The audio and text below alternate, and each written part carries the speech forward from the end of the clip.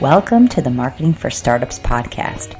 If you're trying to figure out marketing for your startup, then you're in the right place. In this podcast, we go high level, looking at the intersection of branding, data, and leadership to offer you a marketing playbook to grow and scale. Join me each week for in-depth interviews, tactical advice, and practical trainings. Hi, I'm your host, Victoria Hajar, veteran marketer and startup enthusiast. I promise to bring my experience and curiosity to each episode. Then together, we'll peel back the onion on this ever-changing discipline that is marketing. I'm so happy you're here. Let's dive in. Hello, and welcome to this week's episode. Thank you so much for being here. And before we get started, I just want to say, I know that there are a lot of podcasts out there, a lot of ways that you can be spending your time listening and getting educated. And the fact that you are here listening to this podcast, it just means so much to me. So I want to say thank you out there to all the listeners. And I hope that you deliver lots of value in today's episode. Today is a really, really good one. And actually, one of the most important things in business, which is product market fit. That's what we're really going to be digging into today. And we're going to talk about product market fit in a little bit of a unique way. And it's going to be through the framework, through the lens of Alex Hormozi's book, $100 million offers is the name of the book.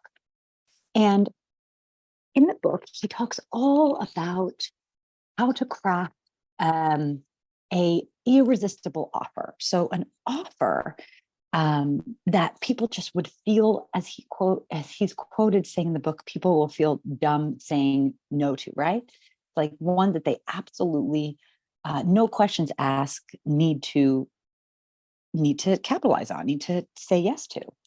And so when I was reading this book, it really got me thinking about how everything in marketing, everything in sales that we learn really is all for naught if we don't have product market fit. Right now, you can be running as fast as you can with all of the strategies and tactics for sales and for marketing, but at its very, very core, if you do not have alignment between exactly the ways in which you're communicating what your product and service is and what it does, right? How you can serve your ideal client.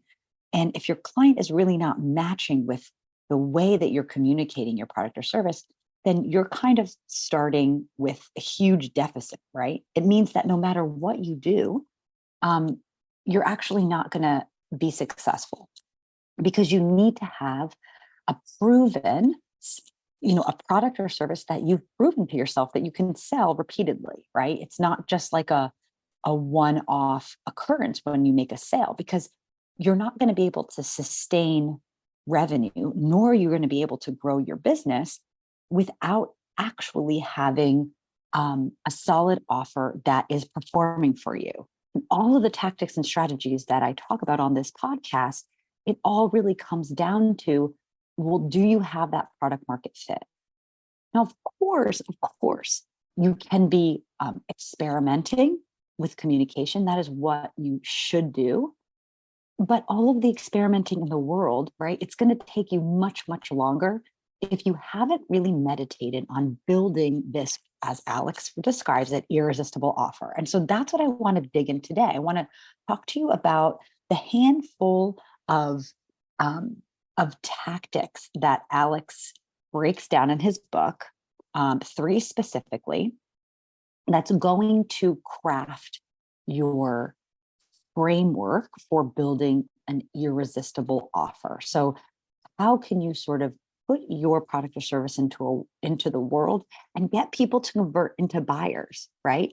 We want to make sure that all of the marketing activities that we're doing, and then all of the sales efforts that we're making, that when we actually get to the moment of presenting the opportunity for the buyer, that it's going to be one that they are absolutely going to say yes to.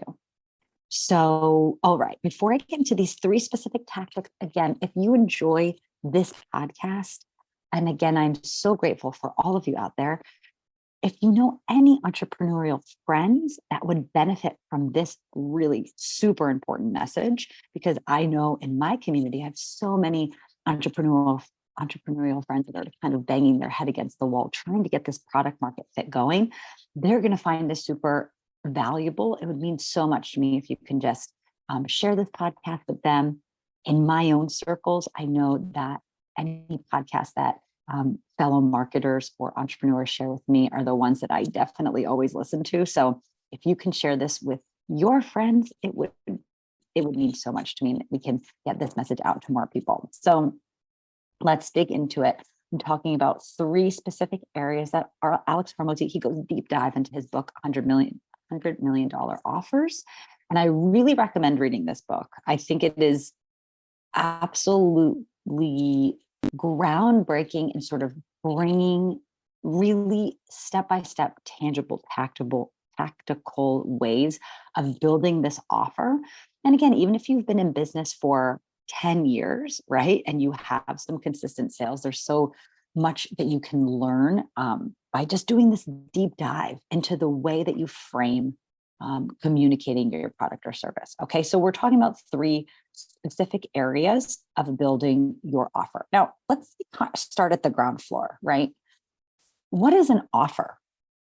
Okay, so an offer in and of itself is going to bridge the gap between what your product or service is and how you are sort of the container you're putting it in to actually sell it. Okay, so what does that actually mean? Well, let's say that you have a SaaS business that helps people get, I don't know, more organized, right? You're like a project management tool. You can simply say, I have a project management tool and you can buy it if you need project management, right? That's super ABC of this is what the product that I've created, and this is what it's going to do for you. It's going to manage your projects, and do you want it? Now, obviously, this is not a very attractive offer. Okay. It is not, doesn't entice anyone to buy, doesn't explain, why your product is different, doesn't explain, it's not enticing. No one would buy a product if you simply said it in that way. But I want to illustrate that because that's kind of the container. It's sort of like once you've developed the product or service, the way that you communicate that product or service is going to build the desire, pique the interest. All of these things need to happen in order for your prospect to be interested, to learn more, and to eventually convert. And so it's the way that you package up what it is that you do that's going to make the difference of whether you get people over the line to actually purchase with you. And so that is really the core of this book, $100 million offers, is sort of all of the elements that go into how we craft it, how we actually communicate and sell the offer.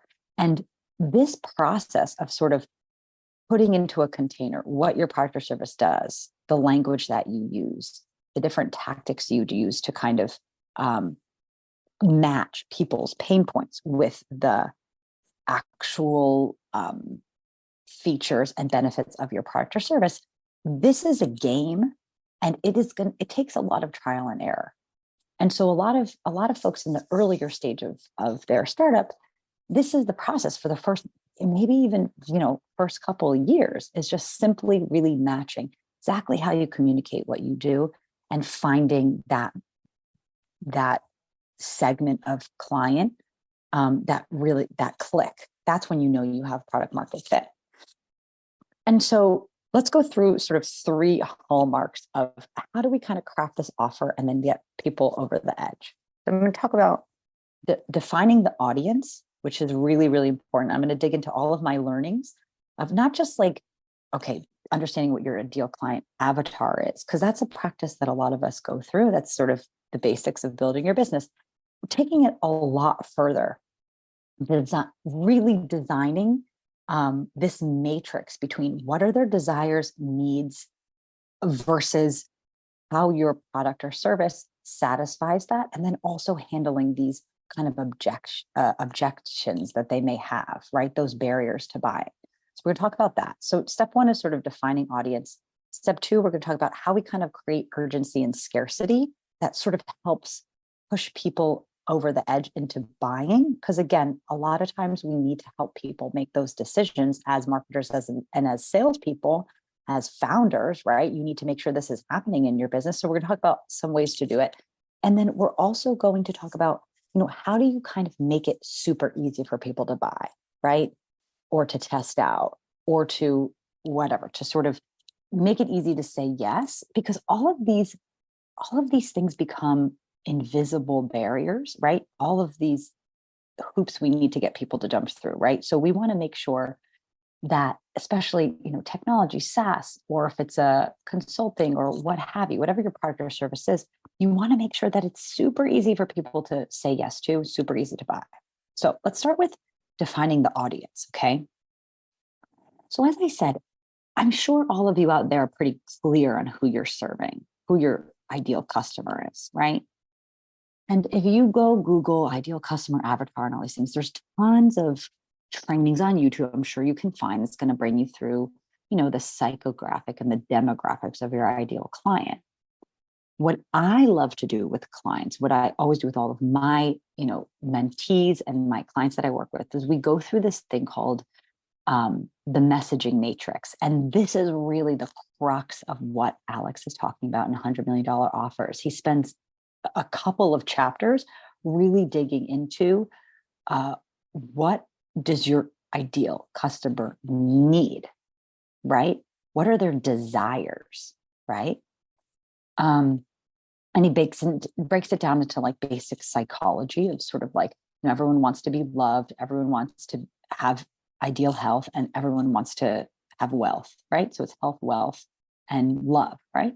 And this is like the basic sales and marketing psychology of like sort of what we're all selling. We're all selling something to satisfy these three core desires of human beings, right? So we want to sort of first identify like what is that core, like what is the core need that we're satisfying with our product or service. That's going to help us really start to dig into not like really, there's the product or service and they're selling, but then it's like, well, what are we really selling? Because once we understand what we're really selling, right, ultimately we're just really selling sort of wealth and status, or we're just really at its core selling love, right, and acceptance. Then we're going to begin to sort of build our sales and marketing strategies from that place, right? Now, obviously, we don't say it outright, like you will be loved if you buy this, right? But in the copy and the communication, we're going to have these are going to be subtle messages that come through in some shape or form when we're going through sort of crafting this offer. And so sort of first step is we want to understand what these basic desires, these needs that we're satisfying, right? But we also need to go through, well, what are our clients' real pain points? And Alex is really great about going through like, what are all of the possible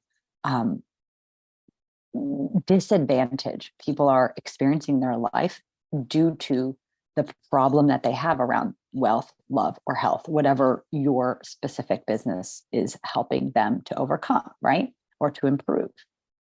So when we're crafting the offer, or crafting our communication, you want to really think of, well, what are all of the ways in which someone's suffering around this certain topic because of how your product or service like helps people, right?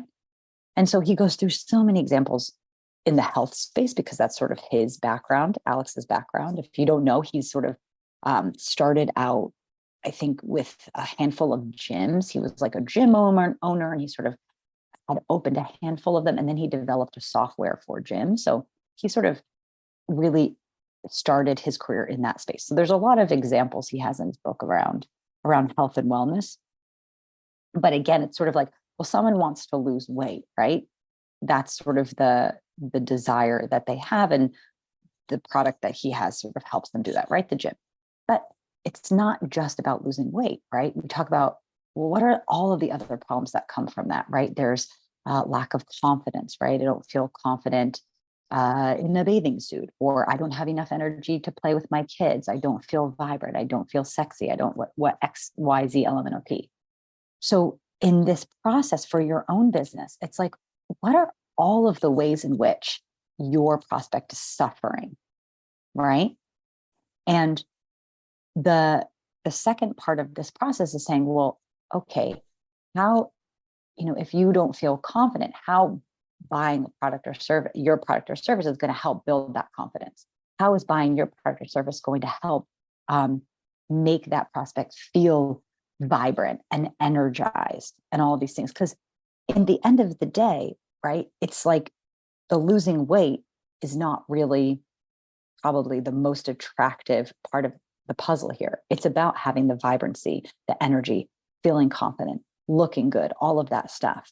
And so when you're really defining the audience, you really have that clear handle, and not just the psychographic and demographic of your audience, but really understanding how they want to feel in their life, who they want to be in their life, right?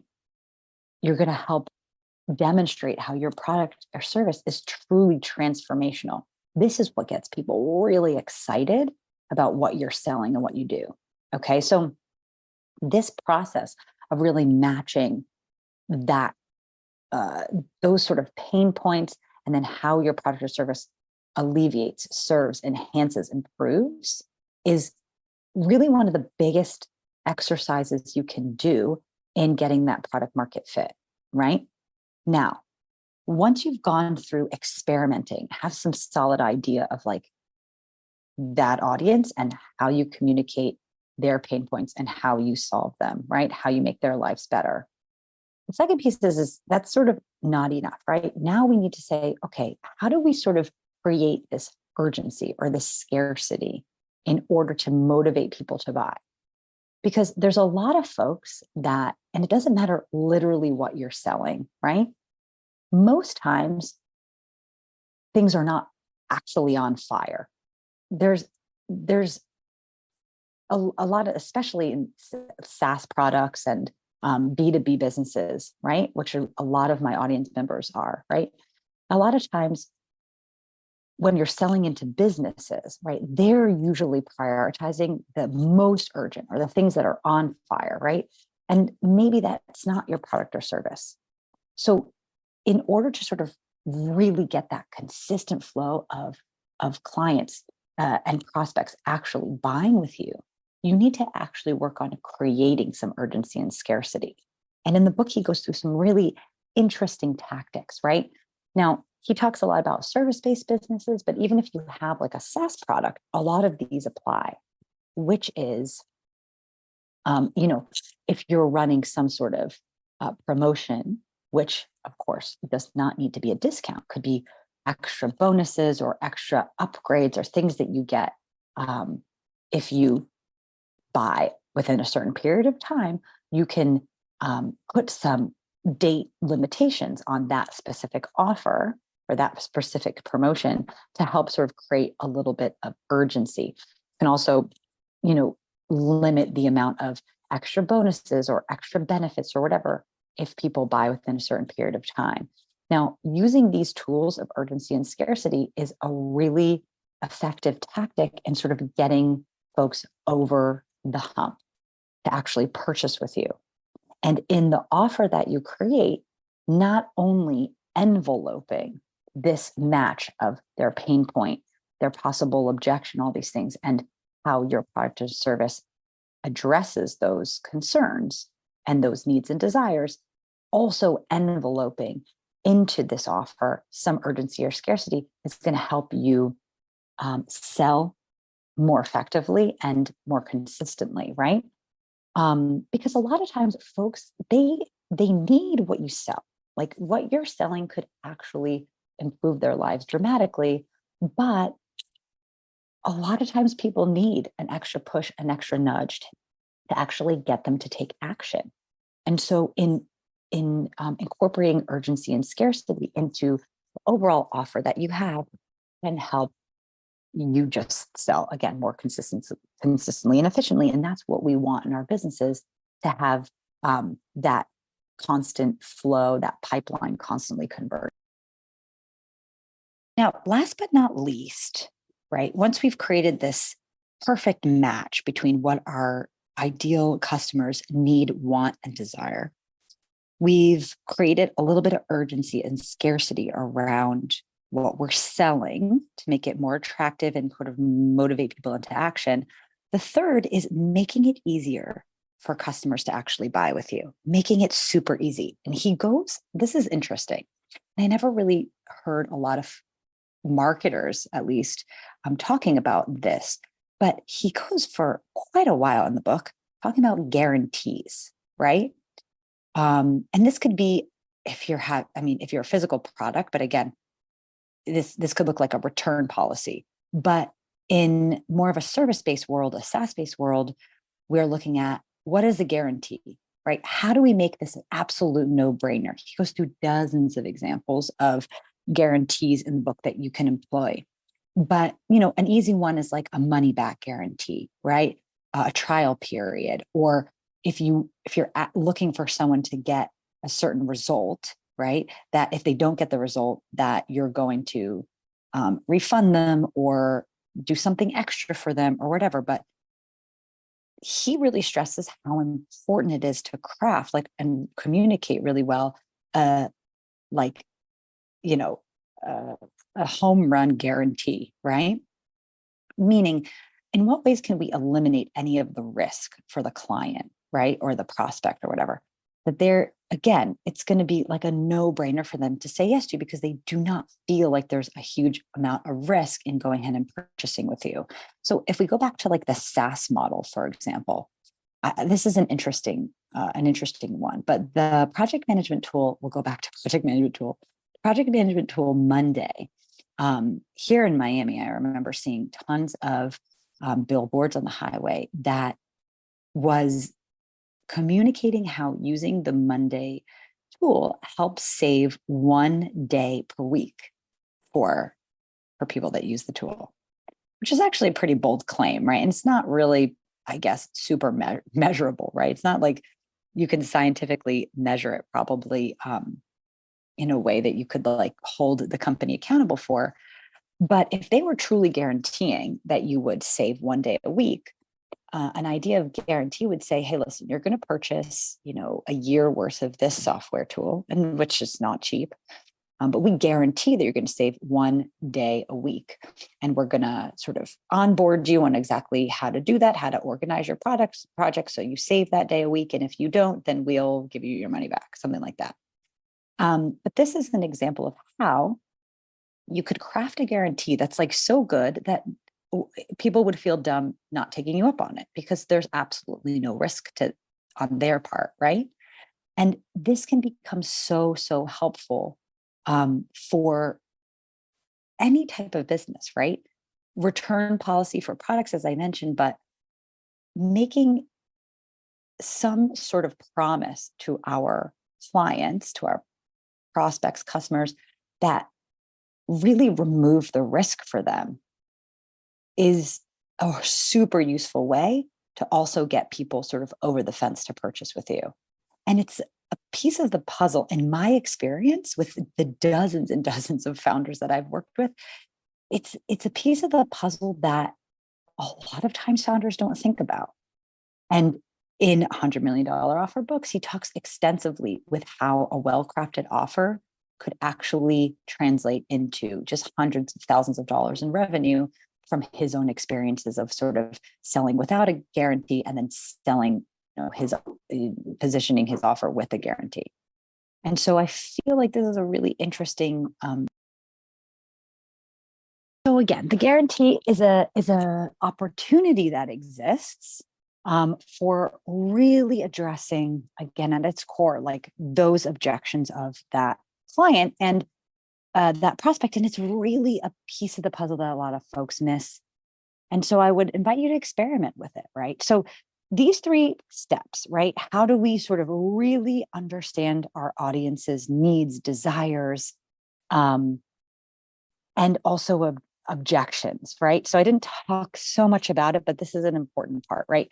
Objection handling. Now, this is something that we usually think about in terms of sales, right? You're on the sales calls. How are you going to handle the objections? There's so much we can do from a marketing perspective, and the way that we're communicating on our sales pages, from our website, from any promotion we're running through social, through email, really interweaving communication that handles those objections in the copy that we put through on the marketing side, right? Now, that's all really in this first stage, because in order to really understand the desires and needs of that target audience, you really need to have them clearly defined, right? And as a sidebar here, guys, do not go after multiple target audiences until you have absolute domination and absolute like repeatable sales won in the audience that you're targeting, because it takes time. Okay, so that is really about understanding your audience, and again, you have to really just dig deeper and dig deeper to understand the psychology of those people that you're serving and craft the right communication with them. It will take some trial and error. Second part is creating that urgency and scarcity. So many ways that you can do that. And there's so many ways you can do that don't feel sleazy, right? Or salesy. You can do it from a place of genuine, just desire to help people. Because if you don't put that scarcity and urgency into your offers and the things that you're selling, you're just simply not going to help people push them over the fence and help them, because we all create businesses to help people. The products or services that we have truly help people, and folks really sometimes need a little bit of that fire and motivation.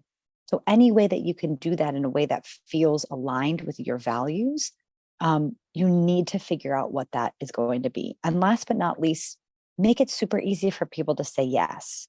Think about, what are those guarantees that you're offering folks to take all of that risk away, right? And don't be scared, to give that money back guarantee, or to give, the last thing that you need are people that are dissatisfied with your product or service, right? We need to come from a customer service spirit, and we want folks like interacting with our brands, our products, our services that are super happy, right?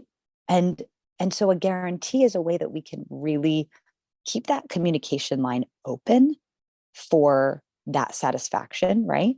And that there's no risk. There's no risk for them, and there shouldn't be. People shouldn't be feeling like they're scared of, just losing their money because whatever your product or service promises to do will not do it, right? So guarantee is a way of communicating your confidence in your product or service and the results that they will get, right, when they use it or they interact with your brand or whatever. But again, it's a way of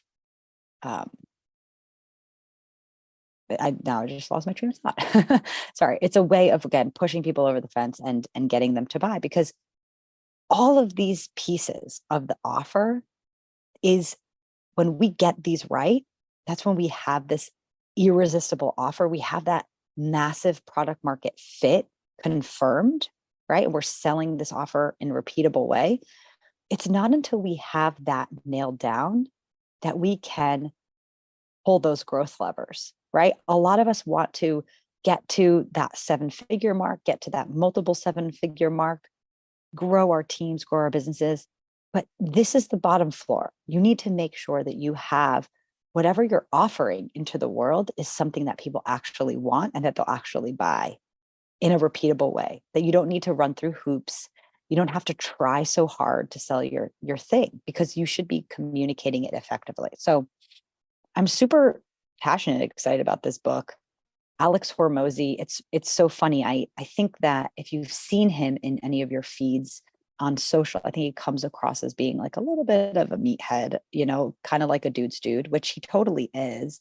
But his book, $100 Million Offers, is really, he definitely shares some vulnerable stories and things like that. I found it really like a pleasant read, and really, he does a really nice job at connecting with all of us as readers. And the content's really good. I think it's definitely should be on your must read list as a founder. And even again, if you've been in business for many years and you think you have that ultimate product market fit, there's a lot of examples and a lot of ideas in there that can even help you to enhance a producing offer that you already have. So there we have it. Alex Hormozi's $100 million offers and way of thinking about how to achieve that product market fit. I hope this was helpful and interesting for you guys. And if it is, again, share it with a friend. It means so much to me. And of course, not sure if you know this, but if you like and review this podcast, it really, really helps with the algorithms. It helps me to sort of get the word out about this podcast to more entrepreneurs and founders that can really use the lessons that we share here on the podcast. So it would also mean so much to me. You took 2 seconds out of your day to do a little bit of a review on the podcast. Also help me to craft, make some upgrades or craft some new content if you need it. So those reviews are always super helpful. So until next week, everyone, just remember, you do not have to go fast. You just have to keep going. And when you really dig deep into these mega successes of founders, the story's always the same. It's about really plugging away, learning, being intentional, testing, and just keeping at it, right? Keeping at it for years. It's not about overnight success. It's about consistent implementation, learnings, iteration and improvement, and not giving up. So you don't have to go fast. You just have to keep going. I'm so proud of you. You're here on this podcast learning. You've stayed into the end. I hope you've taken some notes. I hope you ordered Alex's book on Amazon or in your local bookstore or whatever. And I'll see you back here next week for more learning and insights. You did it. You made it to the end of the episode. Thanks for sticking around with me and listening all the way to the end. I really appreciate you as an audience member, and I hope that you found this helpful.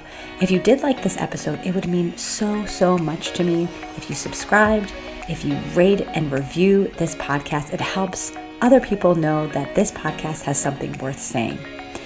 It also would be super awesome if you could take a screenshot and share on Instagram and tag me at Ugly Ventures, UGLI Ventures, VENTURES. I am always so appreciative to hear from you, and I hope to see you back here next week on the Marketing for Startups podcast.